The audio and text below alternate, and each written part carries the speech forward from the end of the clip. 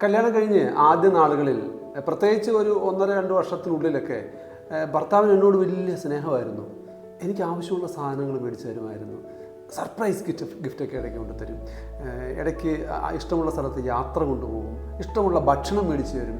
അങ്ങനെ നല്ല romance feel ചെയ്തിരുന്ന ഒരു സമയമായിരുന്നു. ഇപ്പം റൊമാൻസും ഇല്ല, സ്നേഹവും ഇല്ല, തീയുമില്ല, പുകയില്ല എന്ന് പറയുന്നത് നമുക്ക് ഒന്നുമില്ല. സാവധാനം ഇതെല്ലാം കുറഞ്ഞു വന്നിട്ട് ഇപ്പം എന്നെ തീരെ ഇഷ്ടമല്ല, എന്നെ തീരെ സ്നേഹമില്ല, എനിക്ക് എന്നോട് തീരെ സ്നേഹമില്ല. ഈ അവസ്ഥയാണ് ഇപ്പോഴുള്ളത്. ആദ്യകാലങ്ങളിലൊക്കെ ഭാര്യ എനിക്ക് ഭക്ഷണം ആവശ്യമുള്ള സമയത്ത് ആവശ്യമുള്ള രീതിയിൽ അതിൽ കൂടുതലായിട്ട് നിർബന്ധിച്ച് ഭക്ഷണം തരികയും കഴിപ്പിക്കുകയൊക്കെ ചെയ്യുമായിരുന്നു. ഇടയ്ക്ക് വിളിക്കും, ഓഫീസിലെത്തിയോ വീട്ടിലെത്തിയോ അങ്ങനെ ഇടയ്ക്ക് വിളിക്കും.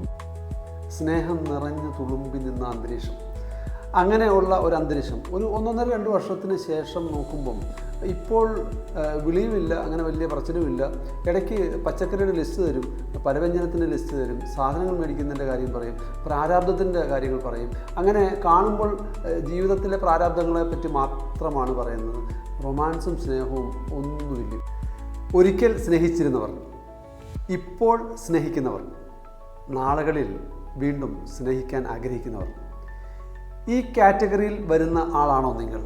എങ്കിൽ നിങ്ങൾക്ക് വേണ്ടിയാണ് ഈ വീഡിയോ.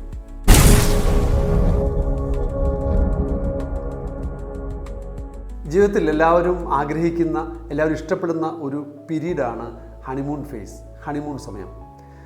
അത് വീണ്ടും ജീവിതത്തിൽ കൊണ്ടുവരാൻ, ജീവിതം മൊത്തം ഹണിമൂൺ നിലനിർത്താൻ നിങ്ങൾ ആഗ്രഹിക്കുന്നുണ്ടോ? എങ്കിൽ നിങ്ങൾക്കൂടെ വേണ്ടിയാണ് ഈ വീഡിയോ.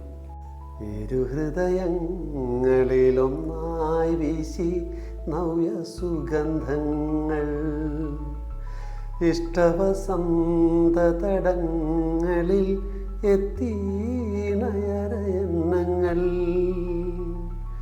കൊക്കുകൾ ചേർത്തു ചിറകുകൾ ചേർത്തു കോമളകൂജനഗാനമുതിർത്തു. അത്യന്തം തീവ്രമായ സ്വപ്ന സമാനമായ ഒരു ഘട്ടം, ഹണിമൂൺ ഫേസ്. ഞാൻ കഴിച്ച ആദ്യ നാളുകളിൽ വലിയ സ്നേഹമായിരുന്നു. വിളിച്ചുകൊണ്ടിരുന്നത് കണ്ണേ കരളെ, ചക്കര തേനെ എന്നൊക്കെയായിരുന്നു. ചക്കരയും തേങ്ങയും പോലെയായിരുന്നു ആദ്യ നാളുകളിൽ കഴിഞ്ഞുകൊണ്ടിരുന്നത്.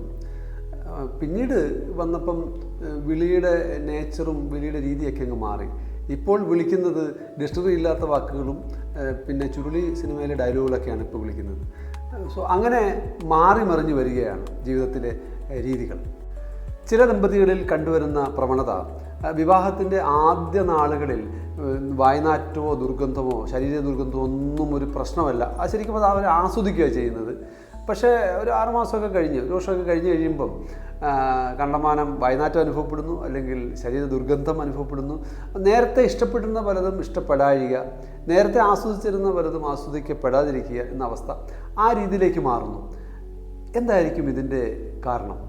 ഹാപ്പി ഹോർമോണുകളായ ഡോപ്പമിൻ, ഓക്സിറ്റോസിൻ, നോറെപ്പിനെഫ്രിൻ തുടങ്ങിയ ഹോർമോണുകളുടെ പ്രവർത്തനം, അതിൻ്റെ പ്രവർത്തനം വളരെ വളരെ വലിയ രീതിയിലാണ് ഈ വിവാഹത്തിൻ്റെ ആദ്യ നാളുകളിൽ.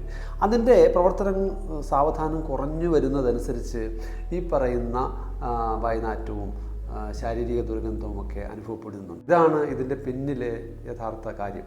കൗൺസിലിങ്ങിനായി വരുന്ന ദമ്പതികളിൽ ഞാൻ വർത്തമാനം പറയുമ്പോൾ, അവരുമായിട്ട് സംസാരിക്കുമ്പോൾ ചോദിക്കാറുണ്ട്, നേരത്തെ ഉണ്ടായിരുന്ന ആ ഒരു സ്നേഹം, നേരത്തെ ഉണ്ടായിരുന്ന ആ ഒരു കെയർ, നേരത്തെ ഉണ്ടായിരുന്ന ആ റൊമാൻസ്, അതൊന്നും ഇപ്പോൾ ഇല്ല, ശരിയാ, എന്നാലും സ്നേഹമുണ്ടോ എന്ന് ചോദിക്കുമ്പോൾ അവർ പറയുന്നത്, എന്നെ സാറ്റിസ്ഫൈ ചെയ്യുന്ന, എനിക്ക് തൃപ്തി തരുന്ന ഒരു സ്നേഹം അത് ഞാനിപ്പോൾ അനുഭവിക്കുന്നില്ല എന്നുള്ള മറുപടിയാണ് എനിക്ക് കിട്ടാറുള്ളത്. പഴയ സ്നേഹത്തിനും ഇന്ന് കാണുന്ന നോവുന്ന ശൂന്യതയ്ക്കും ഇടയിൽ ഒരുപാട് കാരണങ്ങളുണ്ട്. ഈ പറയുന്ന 7 കാര്യങ്ങൾ ശ്രദ്ധിച്ചാൽ പഴയ ഹണിമൂൺ ഫേസിലേക്ക്, പഴയ സ്പാർക്കിലേക്ക് തിരിച്ചു പോകാം. Number 1, get curious again. കുറച്ച് വർഷങ്ങൾക്ക് മുൻപ് സുകുമാർ അഴീക്കോട് എന്ന് പറയുന്ന ലോകപ്രശസ്തനായ പ്രസംഗകൻ, അദ്ദേഹത്തിൻ്റെ പ്രസംഗം കേൾക്കാൻ ധാരാളം ആൾക്കാർ വരാറുണ്ടായിരുന്നു. അദ്ദേഹത്തിൻ്റെ പ്രസംഗം കേട്ടിരിക്കാൻ, കണ്ടിരിക്കാൻ വളരെ വളരെ അധികം ആൾക്കാർക്ക് ഇഷ്ടമാണ്. അങ്ങനെ ഒരു ദിവസം അദ്ദേഹം പ്രസംഗിക്കുമ്പോൾ അദ്ദേഹം ഓഡിയൻസിൻ്റെ അടുത്ത് ഒരു ചോദ്യം ചോദിച്ചു. ലോകത്തിലെ ഏറ്റവും ദൂരമുള്ളത് അതെന്താണ്? ഓഡിയൻസ് ഒരു നിമിഷത്തേക്ക് മൗനം പാലിച്ചു. അവർ ആലോചിച്ചു, ഒരുപക്ഷെ നൈൽ നദിയായിരിക്കാം ലോകത്തിലെ ഏറ്റവും നീളമുള്ളതല്ലേ, എവറസ്റ്റ് ആയിരിക്കാം ലോകത്തിലെ ഏറ്റവും നീളമുള്ള കൊടുമുടിയല്ലേ. അങ്ങനെ പല കാര്യങ്ങളും ചിന്തിച്ചു കൂട്ടി. ഒരു നിമിഷത്തെ മൗനത്തിന് ശേഷം അദ്ദേഹം തന്നെ മറുപടി പറഞ്ഞു. അദ്ദേഹത്തിൻ്റെ മറുപടി ഇതായിരുന്നു: അടുത്തിരിക്കുന്ന രണ്ട് വ്യക്തികൾ തമ്മിലുള്ള മനസ്സുകളുടെ അകലമാണ് ലോകത്തിലെ ഏറ്റവും വലിയ അകലം. കല്യാണം കഴിഞ്ഞിട്ട് 4-5 വർഷമായി. എനിക്കറിയാൻ ആളാണോ എൻ്റെ പങ്കാളി? എനിക്ക് പങ്കാളിയെ പറ്റി എല്ലാം അറിയാം. ഇങ്ങനെയാണോ നിങ്ങൾ ചിന്തിക്കുന്നത്? എങ്കിൽ തെറ്റി. ഒരു വ്യക്തിയെ പൂർണ്ണമായും മനസ്സിലാക്കുക അത് അസാധ്യമാണ്. വ്യക്തിയുടെ അഗാധ തലങ്ങളിൽ അവരെ പറ്റിയുള്ള അറിവ്, അതിനോടൊരു ജിജ്ഞാസ നമുക്കുണ്ടാവണം. ആ ഒരു ക്യൂരിയോസിറ്റിയാണ് നമ്മുടെ ബന്ധത്തെ കൂടുതൽ മികവുറ്റതാക്കുന്നത്. അതുകൊണ്ട് കൂടുതൽ ക്യൂരിയസ് ആകുക, പങ്കാളിയെ പറ്റി കൂടുതൽ അറിയാൻ ശ്രമിക്കുക. രണ്ടാമതായി, പുതുമ സൃഷ്ടിക്കുക. രാവിലെ എഴുന്നേൽക്കുന്നു, പാചകം ചെയ്യുന്നു, ജോലിക്ക് പോകുന്നു, അവിടെ ചെന്നാൽ ജോലിയുടെ പ്രഷർ, സ്ട്രെസ്സ്, വീട്ടിൽ വരുന്നു, ഭക്ഷണം പാചകം ചെയ്യുന്നു, കഴിക്കുന്നു, ഉറങ്ങുന്നു, വീട്ടിലെ പ്രാരാബ്ദങ്ങൾ, ജീവിതം തന്നെ മടുത്തു. ഇങ്ങനെയാണ് പലരും പറയുന്നത്. എൻ്റെ മുന്നിൽ വരുന്ന ദമ്പതികളിൽ പലരും പറയുന്നത് അവരുടെ ജീവിതം വളരെ വിരസമായിട്ട് പോകുന്നു എന്നുള്ളതാണ്. എന്താണ് ഇതിനൊരു പോംവഴി? എങ്ങനെ ഇതിനെ മറികടക്കാം? എല്ലാ ദിവസവും ചെയ്യുന്ന കാര്യങ്ങൾ കുറച്ച് വ്യത്യസ്തമായിട്ടൊന്ന് ചെയ്തു നോക്കാം. പാചകത്തിൽ നമുക്ക് വേണമെങ്കിൽ ഒരു പുതുമ കൊണ്ടുവരാം. ഇടയ്ക്ക് പൊരിച്ച് കഴിക്കുന്ന സാധനങ്ങൾ വാഴയിലൊന്ന് പൊരിച്ചു നോക്കൂ, വറുത്തു നോക്കൂ. വ്യത്യസ്തമായിട്ട് ഒന്ന് പരീക്ഷിച്ച് നോക്കൂ. അടുത്തുള്ള ക്ഷേത്രത്തിലും പള്ളികളിലും ഒക്കെ പോകുമ്പോൾ അതിന് പകരമായിട്ട് കുറച്ച് ദൂരെയുള്ള പള്ളിയിലോ ക്ഷേത്രത്തിലോ ഒക്കെ ഒന്ന് പോയി നോക്കിയേ. എല്ലാ ദിവസവും വീട്ടിൽ നിന്ന് പാചകം ചെയ്യുന്നു, ഒരു ദിവസം പുറത്ത് പോയി ഒന്ന് ഭക്ഷണം കഴിച്ച് നോക്കിയേ. നമുക്ക് പുതുമ കൊണ്ടുവരാൻ അത് ഒരു പർട്ടിക്കുലർ ഫീൽഡിൽ എന്നല്ല, ജീവിതത്തിൻ്റെ നാനാ തുറകളിലും നമുക്ക് പുതുമ സൃഷ്ടിക്കാൻ പറ്റും. അങ്ങനെ ആകുമ്പോൾ ഈ വിരസത നമ്മളെ അലട്ടത്തില്ല, വിരസത നമ്മുടെ കൂടെ ഉണ്ടാവില്ല. ഇങ്ങനെ നിങ്ങളുടെ പങ്കാളിയോട് പെരുമാറുമ്പോൾ നിങ്ങളുടെ ബ്രെയിനോട് പറയുകയാണ്, we are still connected. 4, no screen time. നമ്മൾ ചില വീടുകളിലേക്ക് ചെന്ന് കഴിഞ്ഞാൽ അച്ഛൻ ഒരു സ്ഥലത്തിരുന്ന് ഫേസ്ബുക്ക് നോക്കുന്നു, അമ്മ അപ്പുറം ഇരുന്ന് യൂട്യൂബ് നോക്കുന്നു, കുട്ടികൾ ഇൻസ്റ്റാഗ്രാം നോക്കുന്നു, സ്നാപ്ചാറ്റ് നോക്കുന്നു. ഇങ്ങനെ ഒരു റൂഫിനുള്ളിൽ, ഒരു മേൽക്കൂരയ്ക്ക് താഴെ അടുത്തടുത്ത് 4 ധ്രുവങ്ങളിലാണ് 4 പേരുള്ളത്, 4 ലോകത്തിലാണ്. ഈ അവസ്ഥയാണ് പല വീടുകളിൽ നമ്മൾ കാണുന്നത്. എന്താണ് ഒരു പരിഹാരം?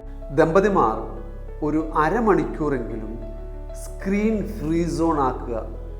മറ്റൊന്നും വേണ്ട, നിങ്ങൾ മാത്രം, നിങ്ങളുടെ സ്വപ്നങ്ങൾ പങ്കുവെച്ചുകൊണ്ട് നിങ്ങളുടേതായ സമയം. അത് വലിയ മാറ്റങ്ങൾ തീർച്ചയായിട്ടും ഉണ്ടാകും. Show appreciation daily.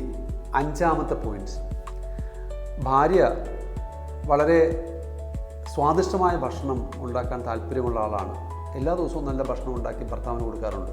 പലപ്പോഴും ഭാര്യ ആഗ്രഹിക്കുന്നത് ഒരു നല്ല അപ്രീസിയേഷൻ, ഒരു നല്ല വാക്ക് കേൾക്കുക. ഒരിക്കലുമില്ല. വയറ് നിറച്ച് ഭക്ഷണം കഴിച്ച് ഏമ്പൊക്കും വിട്ട് പോവും, ഒരക്ഷരം മിണ്ടതില്ല.